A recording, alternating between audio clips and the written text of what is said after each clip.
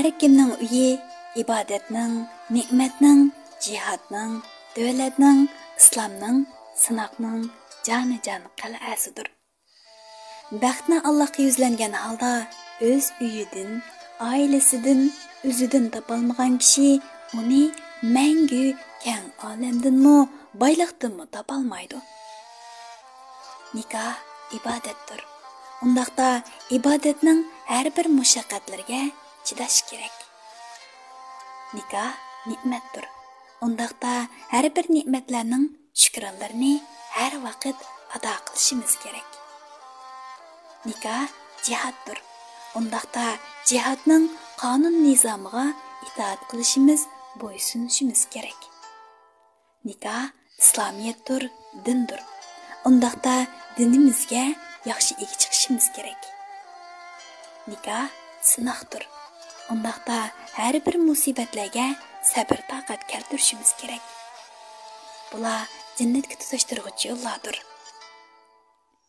Har qanday bir islohot eng avval oiladan boshlansa, ondan haqiqiy muvaffaqiyat, utuq, g'alaba barliq keladi. Erlar ummatning, millatning, vatanning, davlatning, oiladagi bir vakilidir. Aqlliq, sop e'tiqodliq, vijdonliq, botur, keskin oila boshliqlari bir jamiyatning mislsiz baxtidir. Oila bolalarning birinchi maktabi. Shundaqla cho'nglarning mangulik oliy maktabidir. Sog'lom e'tiqoddagi sog'lom oila, oila tuzumi, oila axloqi, oila ruhi, oila ma'arifi shu oilalardan tarkib topgan millat, davlat, din, jamiyatda qudrat topqizadigan eng zo'r ichki portlatqich kuchdir. Bunday kuchni hech qanday sirtqi bir kuch bera olmaydi yoki tartib ela olmaydi.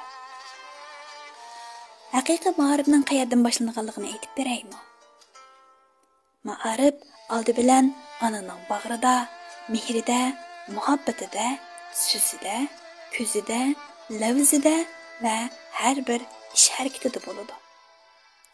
U ota bo'lg'uchining himoyasi, qo'g'dishi, qo'llashi, hamkorlashishi va yo'l ko'rsatishida eng yaxshi ijro bo'ladi.